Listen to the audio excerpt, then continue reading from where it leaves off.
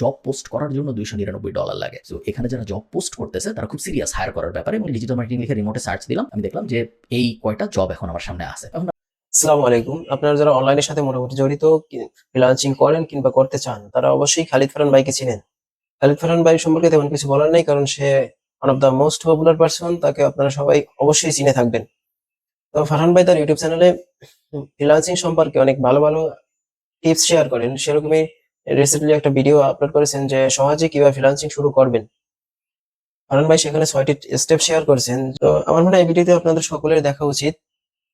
আপনারা এই একটি ভিডিওর ভিতরেই ফ্রিল্যান্সিং কি, কাদের জন্য, এবং ফ্রিল্যান্সিং করে কিভাবে একটি ব্র্যান্ড তৈরি করবেন সে সম্পর্কে একটি স্বচ্ছ ধারণা পাবেন। 2012 থেকে 2018 এই 6 বছরে আমি খুব মনোযোগ দিয়ে ফ্রিল্যান্সিং করেছি, এবং এই কারণে বাংলাদেশ আমাকে ওই সময় one of the top freelancers বলা হতো। আপনারা যদি আমার আপওয়ার্ক প্রোফাইলে আসেন, যদি আপনারা দেখতেছেন অ্যাভেলেবিলিটি ব্যাজ অফ করা, বুস্ট ইউর প্রোফাইল অফ করা, আমি এখন ফ্রিল্যান্সিং করি না, 2018 থেকেই করি না। বাট আমার প্রোফাইলের ভিতরে গেলে এখনো আয়ের ডেটাগুলো দেখা যায়, আপনারা দেখতে পাচ্ছেন। ওই 6 বছরে আমি আপওয়ার্ক থেকে আয় করেছিলাম $80,000। আমি 90টা চাকরিতে কাজ করেছিলাম, এবং আমি টোটাল 2565 ঘন্টা কাজ করেছিলাম। আপনারা যারা মার্কেট প্লেসের সাথে মোটামুটি ধারণা আছে তারা জানেন যে সাধারণত কোনো ক্লায়েন্ট বা বেশিরভাগ ক্লায়েন্ট মার্কেট প্লেসে কাজ শুরু করলেও বাইরে চলে আসে। ইভেন্চুয়ালি 1-2-3 মাস পরে তারা বাইরে টাকা দেওয়া শুরু করে। সব যদি আমি যোগ দেওয়ার চেষ্টা করি, এক্সাক্ট নাম্বার না, অ্যাপ্রক্সিমেট নাম্বার, ওই 6 বছরে আমার হয়তো আয় হয়েছিল 1,20,000 বা 1,30,000 এরকম সংখ্যক একটা ডলার অ্যামাউন্ট। আজকের এই ভিডিওতে আমি আপনাদের একটা কমপ্লিট নো বুলশিট গাইডলাইন দেওয়ার চেষ্টা করবো, যে গাইডলাইনটা যদি আপনি ফলো করেন তাহলে আপনি ফ্রিল্যান্সিং করে অবশ্যই আয় রোজগার করতে পারবেন। আমি কোনো মোবাইল দিয়ে করা যায় নাকি হ্যান ত্যান কোনো ঢঙের কথাবার্তা হবে না এই ভিডিওতে। একদম স্টেপ বাই স্টেপ গাইডলাইন আমরা দিব, যে গাইডলাইন ফলো করলে যে কারো পারা উচিত, এবং এই গাইডলাইন ফলো করে যদি আপনি না পারেন তাহলে আপনি ধরে নেবেন যে হয়তো ফ্রিল্যান্সিং আপনার জন্য না, অন্য কোনো কিছু হয়তো আপনাকে আরো ভালো আউটপুট দিবে, বাট এই জিনিস এই ইন্ডাস্ট্রি হয়তো দিবে না। চলুন শুরু করা যায়। আপনারা সবাই জানেন, বাট তারপরে আমি ক্ল্যারিফিকেশনের জন্য বলে রাখতেছি, ফ্রিল্যান্সিং ব্যাপারটার মানে কিন্তু কোনো স্কিল না, ফ্রিল্যান্সিং শেখার কোনো জিনিস না। Freelancing is a type of work. আমি একটা সহজ উদাহরণ দিই, তাহলে আপনাদের বুঝতে সুবিধা হবে। মনে করেন আমি আপনাদের বললাম করিম নাইট শিফটে কাজ করে। এখন আপনি এটা থেকে কি বুঝলেন? এটা থেকে আপনি এই জিনিসটাই বুঝলেন যে করিম নামে একটা লোক আছে, যেই লোকটা নাইট শিফটে কাজ করে, মানে হলো রাতের একটা চাকরি করে। আপনি কিন্তু জানেন না করিম কি চাকরি করে। এই ইনফরমেশনটুক থেকে আপনি এটাও বুঝবেন না যে করিম কি টাইপ চাকরি করে, কোন কোম্পানির জন্য চাকরি করে, কত বেতন পায়, কিছুই আপনি বুঝলেন না। আপনি শুধু এইটুকু বুঝছেন যে করিম রাতের বেলা চাকরি করে। করিম এমন একটা জায়গায় চাকরি করে যেখানে রাতের বেলা চাকরি করতে হয়। আমি যে নাইট শিফট কথাটা বলছি, এই কথাটার থেকে এইটুকুই বোঝা যায়। এখন দেখেন বিষয়টা, আপনি যদিও জানেন না করিম কি কাজ করে বা কোন কোম্পানির জন্য কাজ করে, হাউএভার শুধুমাত্র নাইট শিফটে কাজ করে, এই ইনফরমেশনটুক থেকে কিন্তু আপনি অনেক কিছু আসলে বুঝেন। আপনি এটা বুঝতেছেন যে করিম যেহেতু নাইট শিফটে কাজ করে, ও এমন কোন চাকরি তার মানে করে না যেটা 9 to 5, সকাল 9টায় শুরু হয় বিকাল 5টায় শেষে, এমন কোনো কিছু করে না। তার মানে করিম মনে হয় সরকারি চাকরি করে না, করিম মনে হয় কর্পোরেট চাকরি করে না। বা বেসিক যে করিম ডাক্তার হইতে পারে, কারণ ডাক্তারদের নাইট শিফটে কাজ করতে হয়। বাট আমরা মোটামুটি কিছু চাকরি আছে যেগুলো আমরা 100% বাদ দিয়ে দিতে পারি, যেগুলো করিম করে না। সো এই যে নাইট শিফট কথাটা, এই যে ডে শিফট কথাটা, এগুলো হলো টাইপ অফ ওয়ার্কের প্রতিনিধি। এগুলো শুনলে বোঝা যায় যে কি টাইপ ওয়ার্ক করে, কাজকর্মের স্টাইলটা কিরকম। একইভাবে ফ্রিল্যান্সিং কথাটার মানে হইলো একটা টাইপ অফ ওয়ার্ক, যে টাইপটা সাধারণত একজন বাসায় বসে রিমোটলি ডিজিটালি একটা ক্লায়েন্টের কাজ নিয়ে নিজের বাসায় ওই কাজটা করে আবার ডিজিটালি ক্লায়েন্টকে জমা দেয়। এই যে প্রসেসটা, এই প্রসেসটাকে বলা হয় ফ্রিল্যান্সিং। তো আমি যদি আপনাকে হঠাৎ করে বলি যে চলেন আপনাকে ডে শিফটের কাজ শিখাই, বা চলেন আপনাকে নাইট শিফটের কাজ শিখাই, এই কথার কোনো মানে নাই। কারণ ডে শিফটের কাজ পুলিশের চাকরিও হইতে পারে, ডে শিফটের কাজ সরকারি চাকরিও হইতে পারে, ডে শিফটের কাজ টিভির অ্যাঙ্করও হইতে পারে, ডে শিফটের কাজ সায়েন্টিস্টও হইতে পারে, যে কোনো কিছু হইতে পারে, ওগুলো সবই ডে শিফটের কাজ। তো আমি আপনাকে ডে শিফটের কাজ শিখাই এই কথা বললে আপনি যেরকম আমাকে পাগল ভাববেন, একইভাবে কেউ যদি আপনাকে বলে আসেন আপনাকে ফ্রিল্যান্সিং শিখাই, তাহলে আপনাকে একই রকম পাগল ভাবতে হবে। কারণ freelancing is a type of work, এটা একটা মডেল ওয়ার্কের, এটা কোনো স্কিলের মধ্যে পড়ে না, জাস্ট কাজের ধরনটা ফ্রিল্যান্সিং। যেরকম কাজের ধরনটা ডে শিফট, কাজের ধরনটা নাইট শিফট, কাজের ধরনটা 9 to 5, একইভাবে কাজের ধরনটা ফ্রিল্যান্সিং। এই জিনিস আমি এত ভেঙে বুঝাচ্ছি, ভেঙে বুঝাইতে আমার নিজের একটু বিরক্ত লাগতেছে, কারণ এই সেম জিনিস আমরা ভেঙে গত 5-6-7 বছর ধরে বুঝে আসতেছি। তারপরে অনেক মানুষ এই জিনিসটা ভুল বুঝে, এবং আপনারা অবাক হবেন জানলে যে শুধু যে সাধারণ মানুষ ভুল বুঝে তা না, সরকারি ভাবেও ভুল বুঝে। সরকারি ভাবেও বলা হয় যে ফ্রিল্যান্সিং এর প্রশিক্ষণ দেওয়া হবে, বা এই যে লার্নিং এন্ড আর্নিং করে ফ্রিল্যান্সার বানাবো আমরা, এই ধরনের কথাবার্তা সরকার থেকেই বলা হয়, উচ্চ পদস্থ অফিসিয়ালি বলা হয়, প্রফেশনালি বলা হয়। যে কারণে এই জিনিসটা আমাদের আর কি বারবার বলা লাগে যে এই জিনিসটা আসলে এরকম না, এটা জাস্ট একটা টাইপ অফ ওয়ার্ক। যাও, 1 নম্বর স্টেপ, যেটা আপনার অবশ্যই ফার্স্ট স্টেপ হবে, এবং এই স্টেপ দিয়ে আপনি আপনার জীবন শুরু করবেন, সেটা হলো একটা স্কিল সিলেক্ট করা,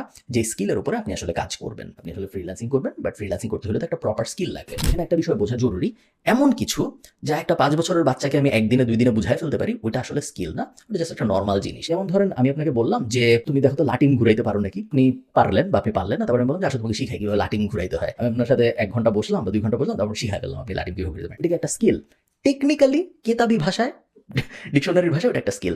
হাউএভার অ্যাকচুয়াল জগতে ওটা কোনো স্কিল না। একইভাবে আমি মাইক্রোসফট ওয়ার্ড পারি, আমি মাইক্রোসফট পেইন্ট পারি, আমি এক্সেলের বেসিক জিনিসপত্র পারি, আমি ইমেইল লিখতে পারি, আমি টাইপিং করতে পারি, এগুলো কোনো স্কিল না, এগুলো লাটিন ঘোরানোর মতো বিষয়। যে কোনো একটা 5 বছর বা 10 বছরের বাচ্চাকে যদি আমি নিয়ে আসি এবং ওর সাথে আমি যদি 1 ঘন্টা বসে থাকি, 1 ঘন্টা বসে থাকা লাগবে না, 10 মিনিটের মধ্যে আমাকে শিখাই ফেলতে পারবো। সো কোনো কিছু যদি একটা 5-10 বছরের বাচ্চাকে 1 ঘন্টা শিখায় ফেলা যায়, ওটা অ্যাকচুয়ালি স্কিল না। সো আপনি যদি এরকম হন যে আপনি বলছেন আমি টাইপিং পারি, আমি কি ফ্রিল্যান্সিং করে অনলাইনে আয় করতে পারবো, এটার সোজা বাংলার মানেটা হলো আপনার আসলে কোনো স্কিল নাই, কারণ টাইপিং পারাটা কোনো স্কিলের মধ্যে পড়ে না, মাইক্রোসফট ওয়ার্ড পারাটা কোনো স্কিলের মধ্যে পড়ে না। স্কিল বলতে আমরা বুঝি এমন একটা জিনিস যেটা শিখতে সময় লাগে, যেটা খুব বেশি মানুষ পারে না, পৃথিবীর ডানে বামে তাকাইলে সবাই পারে, এরকম কোনো কিছু স্কিল আসলে না। এবং এরকম একটা জিনিস যখন আমরা শিখতে পারবো তখন আমাদের বাকি জীবনটা অনেক সহজ হয়ে যাবে। সো আমি যেটা করেছি আপনারা দেখতে পাচ্ছেন, আমি চ্যাট জিপিটিতে গেছি, চ্যাট জিপিটিতে যে আমি লিখছি I want to be a freelancer, what are some skills that I should learn now so I can be a top rated freelancer on Upwork or similar platform, give data about job numbers etcetera with each skill name so I can জাজ আমি এই জিনিসটা করতে পারবো নাকি পারবো না। So এটা বলার পরে চ্যাট জিপিটি আমাকে একটা লিস্ট দিছে, এবং আমি এইভাবে প্রম্পট দেওয়ার কারণ হলো যেন চ্যাট জিপিটি আমাকে ডেটা দেয় আপওয়ার্কে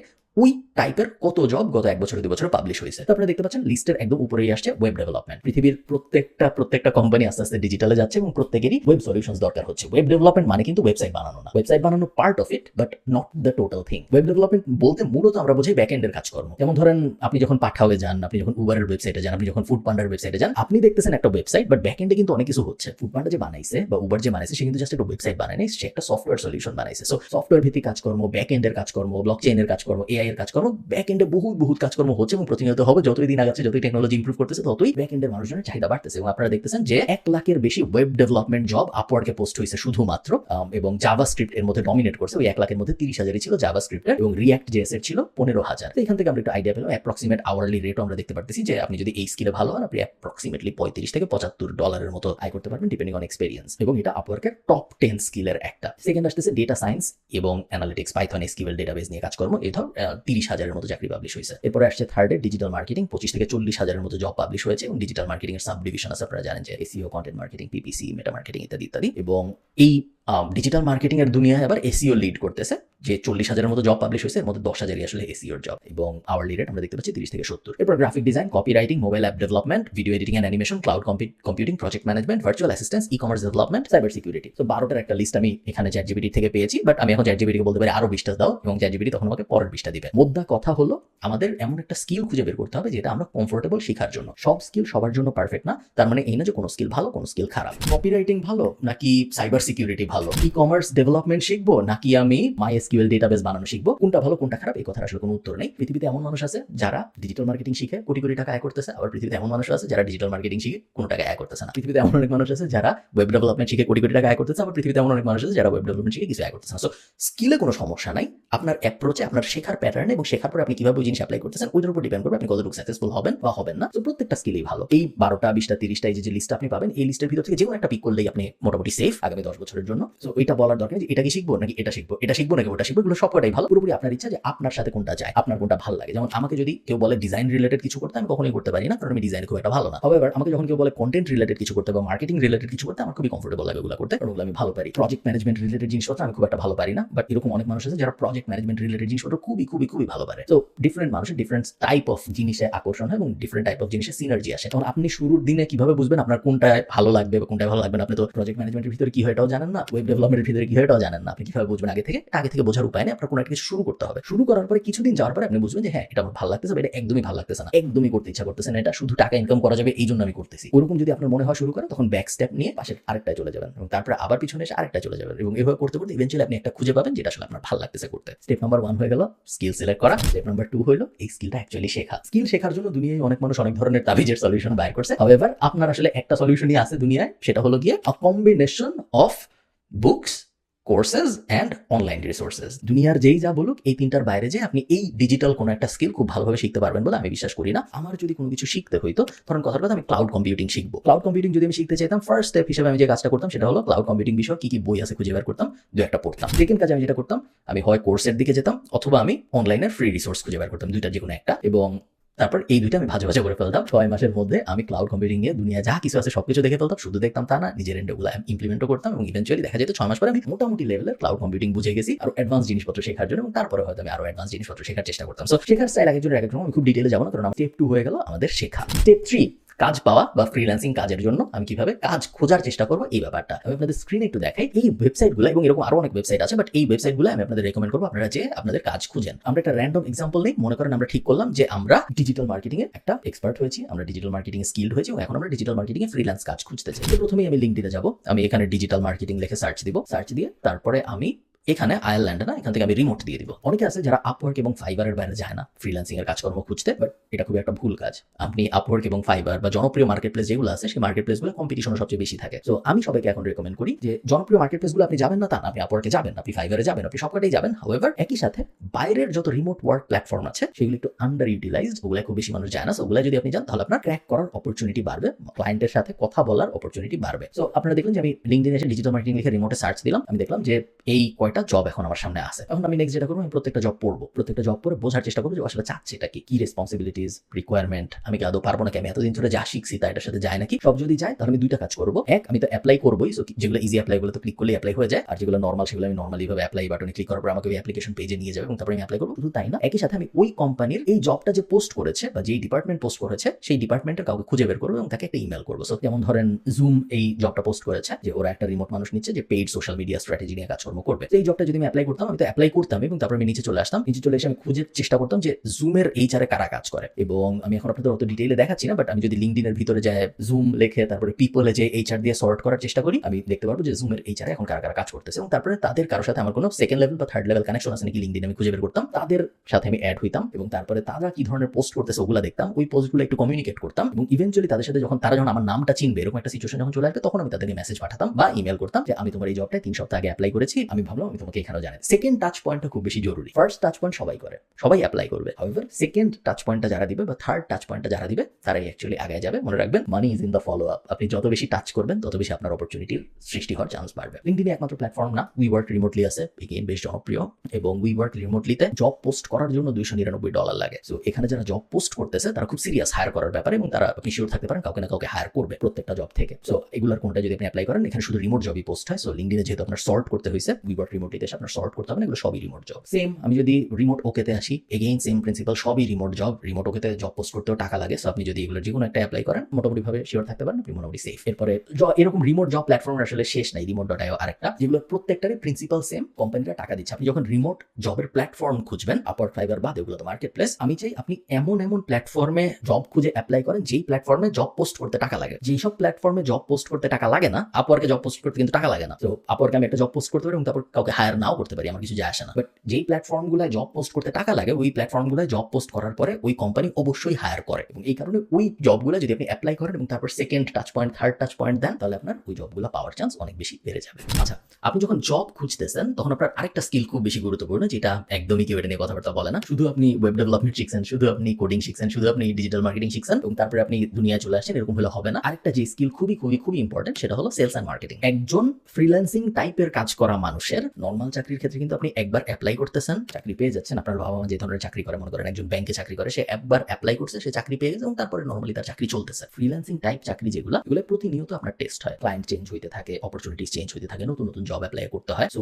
আপনার অ্যাজ আ পার্সন সেলস এবং মার্কেটিং নলেজ থাকাটা খুব বেশি জরুরি, আপনি নিজেকে বেচতে পারেন। নিজেকে যদি আপনি বেচতে না পারেন, সেই ক্ষেত্রে আপনি বারবার যে আটকে যাবেন। সো অনেকে আছে খুবই ভালো ডিজিটাল মার্কেটিং পারে, খুবই ভালো কোডিং পারে, খুবই ভালো ডিজাইন পারে, খুবই ভালো এই পারে সেই পারে, সে কোনোদিনও চাকরি পায় না, কোনোদিনও ফ্রিল্যান্সিং ওয়ার্ল্ডে ভালো করতে পারে না, কারণ সে সবই পারে কিন্তু সে কিভাবে নিজেকে বেচতে হবে ওইটা পারে না। সো এই জিনিস যেন আপনার সাথে না হয়, নিজেকে বেচতে পারার স্কিলটা খুব জরুরি। এটা আমি কিভাবে ইমপ্রুভ করবো নিজেকে বেচতে পারার স্কিল? নেগোসিয়েশনের কয়েকটা বই পড়বো। So never split the difference is a good one. আপনি টেপ টপও দেখতে পারেন চাইলে নেগোসিয়েশনের উপরে, বাট নেগোসিয়েশনের উপর কয়েকটা বই পড়া জরুরি এবং সেলস এর উপর কয়েকটা বই পড়া জরুরি। এগেইন গ্র্যান্ড কার্ডন টাইপ মানুষজনের বই পড়তে পারেন, 10x রুল বা 10 মিলিয়ন লিডস হাবিজাবি যা যা আছে ওগুলো পড়তে পারেন। দুইটা ভার্টিক্যাল আমি আপনাকে পড়তে রেকমেন্ড করবো, এক হলো নেগোসিয়েশন ভার্টিক্যাল আর একটা হলো সেলস ভার্টিক্যাল, কারণ এই দুটোই আপনার জন্য জরুরি হবে যখনই আপনি কোনো একটা ক্লায়েন্টের সাথে কথা বলতে যাবেন। এবং বাকিটুকু প্র্যাকটিস। আপনি ধরে নেবেন 100-200 ক্লায়েন্ট আপনাকে না বলবে, তারপরে যে একজন হ্যাঁ বলবে, এবং আস্তে আস্তে আপনি দেখবেন এমন একটা সময় আসবে যখন প্রত্যেক 5টা ক্লায়েন্টের একজন হ্যাঁ বলতেছে, তারপরে দেখবেন প্রত্যেক 3টা ক্লায়েন্টের একজন হ্যাঁ বলতেছে। একটার একটা হ্যাঁ হচ্ছে এরকম সাধারণত হয় না, সবসময় 3 জনের সাথে কথা বলে 2 জন না বলবে, একজন হ্যাঁ বলবে। ওই নাম্বারটা পর্যন্ত পৌঁছানোটা ডিফিকাল্ট। তো সব ঠিক আছে, কাজকর্ম শুরু করছি আমি ওই কোম্পানিতে, কাজকর্ম চলতেছে এবং এই কাজকর্ম করার সময় আপনার গোল হলো,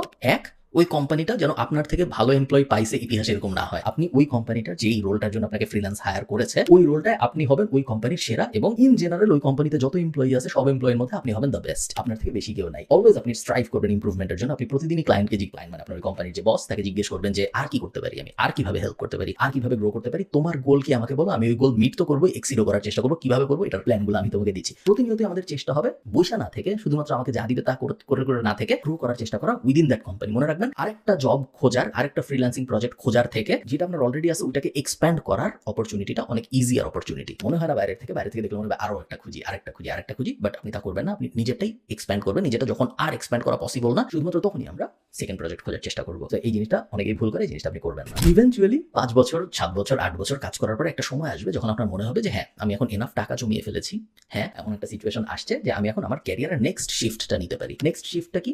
এখন আমি একটা বিজনেস দাঁড় করাবো যাতে করে আমি আমার সময় বাঁচাতে পারি। এতদিন ধরে আপনি যেটা করছিলেন, আপনি আপনার নিজের সময়কে বিক্রি করছিলেন। হ্যাঁ আপনি হয়তো $1000-2000 পাচ্ছিলেন, $3000-4000 পাচ্ছিলেন, ভালো চলতেছিল সবকিছু মাসে, বাট স্টিল আপনি আপনার সময় বিক্রি করতেছিলেন। এখন আপনি আপনার এই গত 7 বছরের নলেজ, গত 5 বছরের এক্সপেরিয়েন্স, অ্যাকচুয়াল এক্সপেরিয়েন্স, পোর্টফোলিও এবং প্র্যাকটিক্যাল নলেজ, এই সব কিছু ব্যবহার করে চিন্তা করবেন এই নলেজ, এক্সপেরিয়েন্স, স্কিল ব্যবহার করে আমি এখন কি বিজনেস দাঁড় করাইতে পারি যে বিজনেসটা আমাকে আমার সময় ফেরত দিবে। কারণ যখন আপনি একটা বিজনেস দাঁড় করাবেন তখন আপনি আর কাজ করবেন না, তখন আপনার মেইন রোল হবে ম্যাক্রো রোল। আপনি উপরের থেকে সবকিছু ম্যানেজ করবেন। এতদিন পর্যন্ত আপনি নিজে কোডিং করছেন, এখন আপনি কোডার হায়ার করবেন যে আপনার হয়ে অন্যান্য মানুষের জন্য কোডিং করে দিবে। এতদিন পর্যন্ত আপনি নিজে ডিজিটাল মার্কেটিং করেছেন, এখন আপনি ডিজিটাল মার্কেটিং এর মানুষজন হায়ার করবেন যারা আপনার হয়ে ডিজিটাল মার্কেটিং করে দিবে। আপনার কাজ হবে উপরের থেকে ম্যাক্রো হয়ে সবকিছু ম্যানেজ করা। তো ওই স্টেপটা, ওই ফ্লিপটা সবার নিতে হবে তা না। অনেকে আছে এভাবে চাকরি করতেই থাকে, টাকা অনেক জমাতেও থাকে, টাকা খরচ করতে থাকে, তাদের জীবন ভালোই চলে। আমার ভিডিও যারা দেখে তারা বেশিরভাগ ওই ফ্লিপটা করতে চায়, এবং এই কারণে আমি বলছি যে ওই ফ্লিপটা একসময় যদি আপনি করতে পারেন তখন আপনি সময় বাঁচানো শুরু করবেন আপনার নিজের, এবং একটা সময় আসবে আপনার জীবনে যখন আপনার জীবনের সবচেয়ে ইম্পর্টেন্ট অ্যাসেট হয়ে যাবে আপনার সময়। শুরুর দিকে এটা তো মনে হয় না, কারণ শুরুর দিকে সময়ের তো দাম থাকে না, বাট